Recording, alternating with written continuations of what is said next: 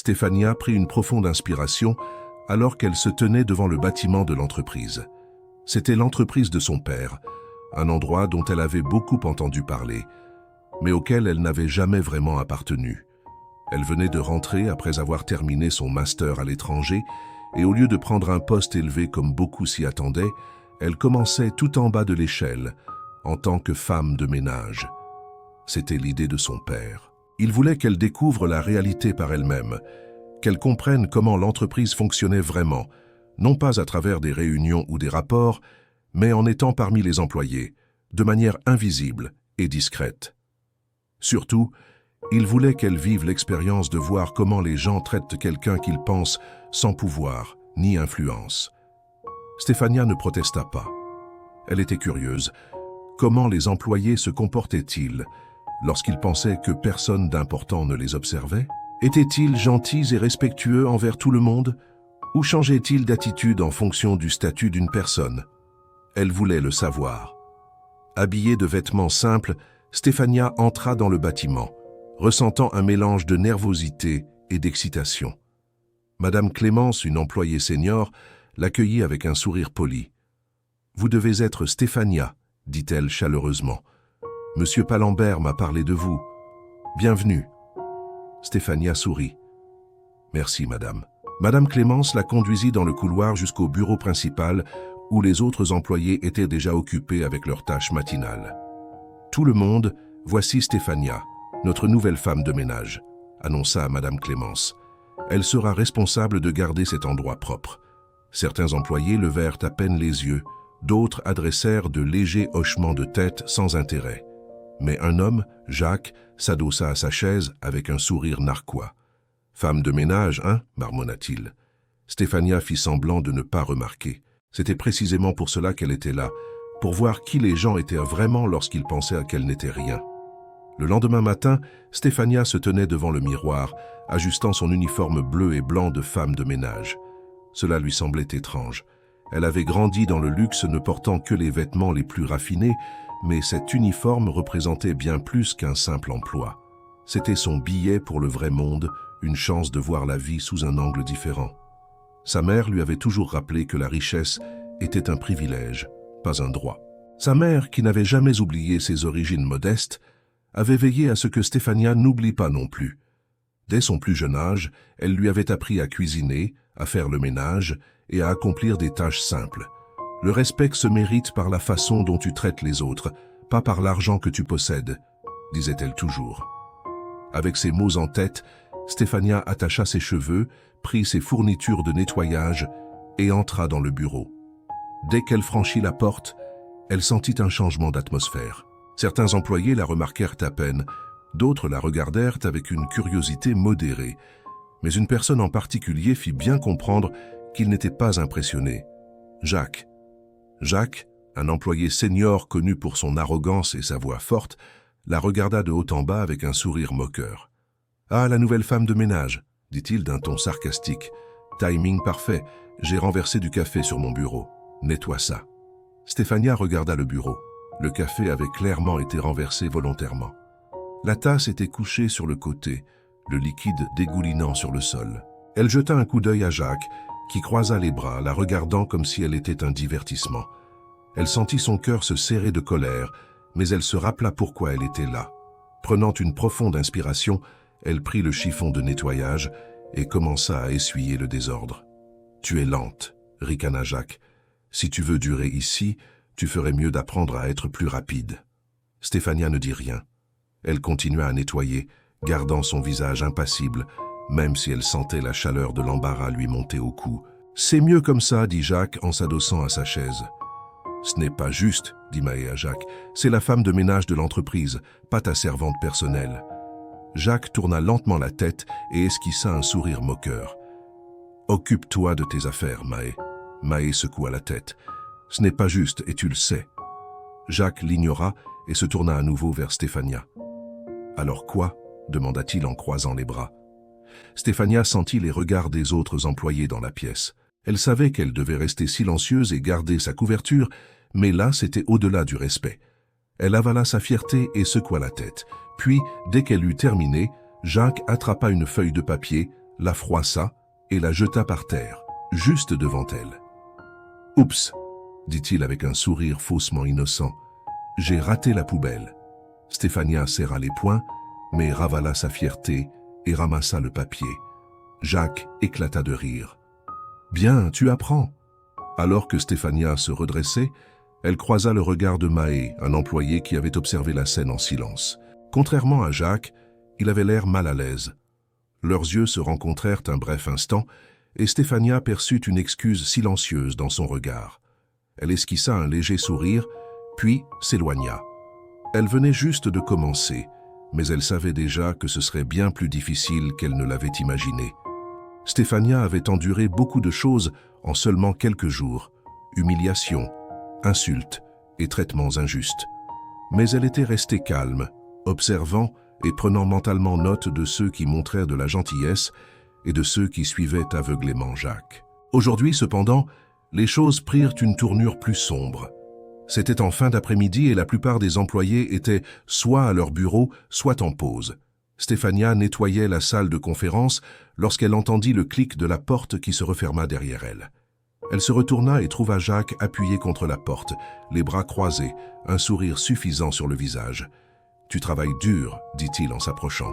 J'aime ça. » Stéphania sentit que quelque chose dans son ton la mettait mal à l'aise.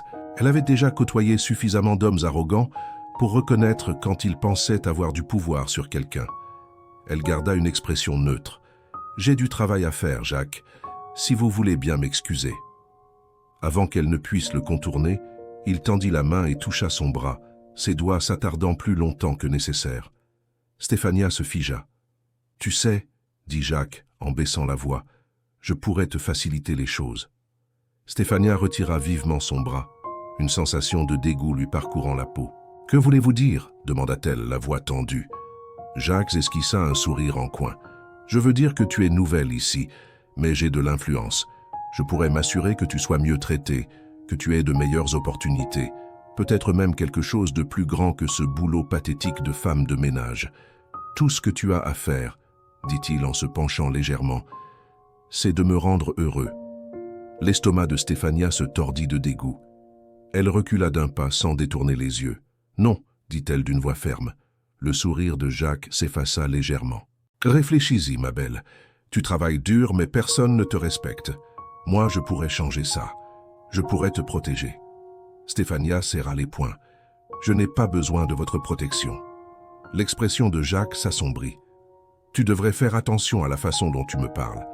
J'ai une bonne réputation ici, et personne ne croirait une simple femme de ménage plutôt que moi. » Le pouls de Stéphania battait à ses tempes, mais elle refusa de montrer la moindre peur. « Peut-être que personne ne me croira maintenant, » répondit-elle calmement. « Mais les gens finissent toujours par révéler leur véritable nature, et tôt ou tard, ils font face aux conséquences. » Jacques ricana. De grands mots pour une petite personne insignifiante. Il passa à côté d'elle et ouvrit brusquement la porte. « Tu vas regretter ça, » dit-il avant de sortir. Stéphania laissa échapper un souffle tremblant. Elle en avait assez vu. En quittant la salle, elle remarqua les visages des employés autour d'elle. Certains la regardaient avec sympathie, d'autres évitèrent son regard, prétendant n'avoir rien vu. Mais quelques-uns, comme Mahé, observaient Jacques avec des yeux plissés, clairement dégoûtés. Stéphania comprit alors que tout le monde dans le bureau n'était pas aveugle face aux actions de Jacques. Certains avaient simplement peur de parler, mais ils n'auraient plus à avoir peur très longtemps, car le temps de Jacques était compté. Le jour de la réunion générale du personnel arriva. Elle devait ressembler à n'importe quelle autre réunion. Mais ce que Jacques ignorait, c'est qu'un grand bouleversement était sur le point de se produire. Stéphania se tenait au fond de la salle de conférence, vêtue de son uniforme de femme de ménage, tandis que les employés prenaient une place. Jacques, comme d'habitude, entra avec son sourire trop confiant, totalement inconscient que son monde allait basculer. À 10 heures précises, M. Palembert, le PDG, entra dans la salle. Les conversations s'éteignirent lorsqu'il prit place à la tête de la table. C'était un homme à la présence imposante, calme mais autoritaire. « Merci à tous d'être venus », commença M. Palembert. « J'ai convoqué cette réunion pour une annonce très importante, mais avant de commencer, son regard se posa sur Stéphania, qui se tenait tranquillement près de la porte. Avant qu'il ne puisse dire un mot, la voix de Jacques traversa la salle. « Excusez-moi, monsieur, dit Jacques bruyamment en se tournant vers Stéphania. Pourquoi est-elle ici? C'est une réunion pour les personnes importantes. Nous n'avons pas besoin du personnel de nettoyage ici. Elle devrait partir. » Quelques employés se tortillèrent mal à l'aise. Mahé serra la mâchoire, visiblement prêt à intervenir, mais avant qu'il ne puisse parler, M. Palambert leva une main. La pièce devint silencieuse. M. Palambert prit une lente inspiration avant de répondre. « Monsieur Jacques, dit-il d'un ton calme mais ferme, j'ai personnellement invité mademoiselle Stéphania à cette réunion. » Le sourire de Jacques vacilla. « Mais monsieur, ce n'est qu'une... » « Ça suffit, coupa M. Palambert. Vous en avez déjà assez dit. » Jacques regarda autour de lui, visiblement confus. Stéphania remarqua son œil qui tressautait légèrement, signe que le doute commençait à ébranler sa confiance. M. Palambert continua en regardant autour de la table. « Depuis plusieurs mois, je prépare un grand changement dans cette entreprise. Comme la plupart d'entre vous le savent déjà. Je prendrai ma retraite dans quelques mois, et j'ai pris le temps de choisir avec soin mon successeur. » Un murmure traversa la salle. Jacques se redressa, son égo regonflé. Il était évident qu'il se pensait l'élu. Stéphania réprima un sourire. « Et aujourd'hui, annonça M. Palambert, je veux officiellement vous présenter la personne qui prendra ma place en tant que prochain PDG de cette entreprise. » La salle plongea dans un silence total. Jacques regarda M. Palambert avec impatience, attendant d'entendre son nom. Mais au lieu de cela, M. Palambert se tourna vers Stéphania et dit « Mon successeur est Stéphania. » La réaction fut immédiate. Des exclamations de surprise retentirent dans la salle. Certains employés restèrent figés sous le choc, tandis que d'autres chuchotaient entre eux, incrédules. Jacques, lui, devint livide. « Stéphania ?» répéta-t-il, clignant rapidement des yeux. « Monsieur, ce n'est pas possible. C'est juste une... Elle n'est pas... juste quoi que ce soit, monsieur Jacques. » coupa sèchement M. Palambert. « Elle est ma fille, mademoiselle Stéphania Palambert, et elle a travaillé incognito dans cette entreprise pour observer le véritable caractère de ceux qui travaillent ici. » La salle fut plongée dans un silence stupéfait. La bouche de Jacques s'ouvrit et se referma, incapable de prononcer un mot. Stéphania redressa légèrement le menton, observant le moment où Jacques comprit enfin tout ce qu'il avait fait. Les insultes, les humiliations, le harcèlement avaient été vus par la personne qu'il aurait dû craindre le plus, et ce n'était que le début de sa chute. « Stéphania, » poursuivit M. Palambert en se tournant vers sa fille, « raconte-leur tes qualifications. » Stéphania, toujours vêtue de son uniforme de femme de ménage, se tint droite. « J'ai un master en ressources humaines, ainsi que des certifications professionnelles en gestion et en leadership d'entreprise, » dit-elle d'une voix claire et assurée. Quelques employés poussèrent des soupirs de surprise, tandis que d'autres échangèrent des regards choqués, réalisant que la personne qu'ils avaient négligée était bien plus qualifiée que ce qu'ils avaient imaginé. M. Palambert acquiesça et poursuivit d'un ton ferme. « J'ai suggéré à Stéphania de commencer par le bas, non pas parce qu'elle n'était pas capable, mais parce que je voulais qu'elle comprenne les fondements de cette entreprise. Je voulais qu'elle voie de ses propres yeux comment les choses fonctionnent, comment les employés se comportent, et qui défend véritablement les valeurs de cette société. » Sa voix se fit plus percutante. « Ce à quoi je ne m'attendais pas, c'était que ma propre fille vive une telle humiliation de la part de quelqu'un qui aurait dû être un leader. » Le poids de ses mots flottait dans l'air. Jacques avala sa salive avec difficulté, mais essaya rapidement de retrouver sa confiance. « Monsieur, » balbutia-t-il en forçant un rire, « je veux dire, allons, on s'amusait juste un peu. Elle jouait le rôle de la femme de ménage, comment pouvions-nous savoir ?» Les yeux de M. Palambert s'assombrirent. « Donc, vous pensez qu'il est acceptable de maltraiter des gens simplement parce que vous croyez qu'ils sont insignifiants ?» Jacques se déplaça mal à l'aise, mais ne répondit pas. « Stéphania m'a tout rapporté, » continua M. Palambert. « Je sais pour les insultes, l'humiliation et les faveurs non éthiques que vous avez tenté de lui imposer. » Quelques murmures parcoururent la pièce. Certains employés se tournèrent vers Jacques, dégoûtés. « Vous pensiez être intouchable, » dit M. Palambert d'une voix calme mais glaciale. « Vous pensiez que votre réputation vous protégerait, mais vos actions ont parlé plus fort. » Jacques agrippa la table, sa respiration s'accélérant. La confiance qu'il affichait sans effort commençait à se fissurer. Stéphania l'observait. C'était le moment où il réalisait qu'il avait mal joué.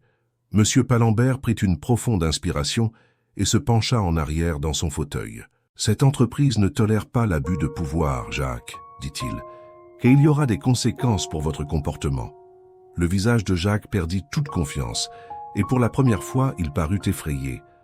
La pièce était morte silencieuse.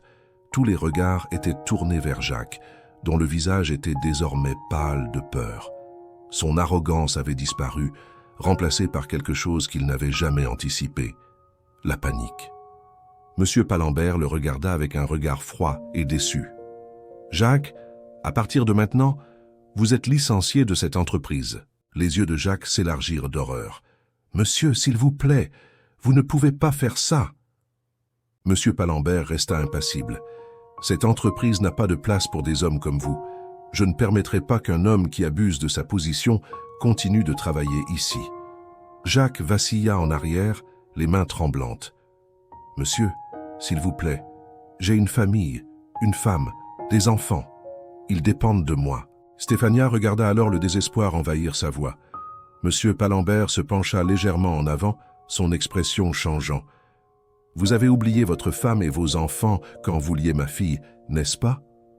La bouche de Jacques s'ouvrit, mais aucun mot n'en sortit. « Vous avez traité quelqu'un que vous croyez inférieur à vous comme de la merde, » continua Monsieur Palembert d'une voix calme mais ferme. « Et maintenant, vous quémandez la pitié quand les conséquences arrivent. » Jacques tomba à genoux. « S'il vous plaît, monsieur, j'ai fait une erreur, je peux changer. Donnez-moi juste une autre chance. » Mais Monsieur Palembert en avait assez entendu. Il sortit son téléphone et composa un numéro. « Inspecteur ? Oui, nous sommes prêts. » Les yeux de Jacques se mirent à courir frénétiquement autour de la pièce, la panique s'emparant de lui. Des chuchotements se propagèrent parmi les employés lorsqu'ils réalisèrent ce qui était en train de se passer. « Non, non, non !»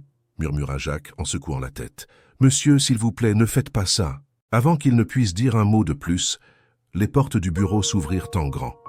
2 policiers en uniforme entrèrent dans la pièce. Dès que Jacques les aperçut, il se laissa tomber, son corps entier tremblant.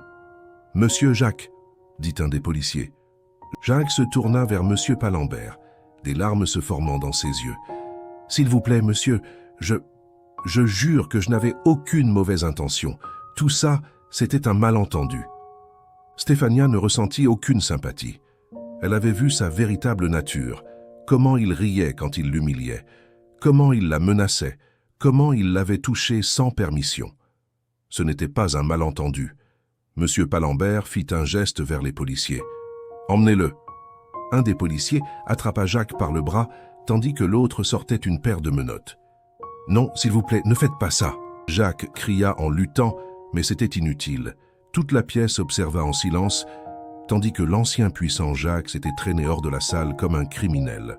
Alors qu'il passait devant Stéphania, il se tourna vers elle avec un regard fou et désespéré. « Tu m'as fait ça !» cria-t-il. « Tu m'as ruiné !» Stéphania soutint son regard sans peur. « Non, Jacques, c'est toi qui t'es ruiné. » Les policiers l'emmenèrent à travers les portes, ses supplications s'éteignant dans le couloir, et ainsi il disparut. L'atmosphère du bureau changea après que Jacques fut emmené.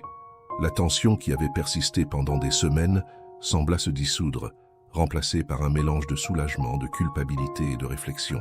Certains employés qui avaient ri des blagues cruelles de Jacques avaient désormais honte, évitant le regard de Stéphania. D'autres, comme Mahé, se tenaient plus droits, sachant qu'ils avaient fait ce qu'il fallait. Monsieur Palembert laissa le silence s'installer avant de tousser. « Aujourd'hui, dit-il d'une voix forte mais calme, vous avez tous été témoins d'une leçon importante. » Les employés tournèrent toute leur attention vers lui. « Cette entreprise ne m'appartient pas seule, continua-t-il. Elle vous appartient à tous, à vous, les personnes qui travaillaient dur chaque jour pour la rendre prospère. Mais le succès, ce n'est pas seulement une question de chiffres ou de bénéfices. Il s'agit de caractère. Il s'agit de la façon dont nous nous traitons les uns les autres, pas seulement nos supérieurs, mais aussi ceux que nous croyons n'avoir rien à nous offrir. » Il laissa ces mots s'imprégner. « Il y en a parmi vous qui ont choisi la gentillesse et l'intégrité malgré la pression de suivre un tyran. » Il jeta un regard vers Mahé et quelques autres. « Et pour cela, vous serez récompensés. » Des murmures parcoururent la salle, tandis que M. Palembert se tourna vers son assistante, Madame Clémence, qui lui tendit un dossier. « À partir de maintenant, ceux qui ont démontré de l'honnêteté et de la gentillesse dans ce lieu de travail recevront des promotions et des primes. Des gens comme Mahé, Madame Clémence et d'autres qui se sont opposés au mauvais traitement auront des responsabilités plus élevées et de meilleures récompenses. » Certains employés firent des exclamations. Les yeux de Mahé s'élargirent sous le choc. « Monsieur, vraiment ?» Monsieur Palembert acquiesça. « Vous avez choisi de faire ce qui était juste, même quand c'était difficile. C'est le type de leadership dont cette entreprise a besoin. » Mahé avala difficilement, les mains légèrement tremblantes, avant de hocher la tête. « Merci, monsieur. Je ne vous décevrai pas. » Monsieur Palembert sourit. « Je sais que vous ne le ferez pas. » Puis il se tourna vers Stéphania. Son expression s'adoucit alors qu'il s'avançait et la prit dans ses bras, lui offrant une étreinte chaleureuse. « Je suis fier de toi, dit-il. Tu as montré de la force, de la sagesse et de la patience. Tu as enduré des choses que personne ne devrait avoir à subir, et pourtant tu n'as jamais perdu ta dignité. » Stéphania ferma les yeux un instant, profitant de la chaleur de l'étreinte de son père. Ce n'était pas seulement une question de business, c'était une question de confiance. Elle avait mérité sa place, non pas parce qu'elle était la fille du PDG, mais parce qu'elle s'était prouvée. Lorsqu'ils se séparèrent, M. Palembert se tourna de nouveau vers les employés. « Stéphania prendra la direction en tant que PDG et je m'attends à ce que chacun d'entre vous la traite avec le même respect que vous accorderiez à n'importe quelle personne occupant un poste de direction. Elle a travaillé dur, elle a appris, et elle est plus que capable. » Stéphania avança, prit une profonde inspiration. « En tant que PDG, dit-elle fermement, cette entreprise sera dirigée selon des principes de justice, de respect et d'intégrité. Personne ne sera jugé par son titre, mais par ses actions. Si vous travaillez dur, vous serez récompensé. Si vous abusez de votre pouvoir, vous ferez face à des conséquences. C'est simple. » Quelques employés hochèrent la tête, tandis que d'autres semblaient encore hésiter, digérant tout ce qui venait de se passer. Mais Stéphania ne s'inquiétait pas. Le changement avait commencé, et elle était prête.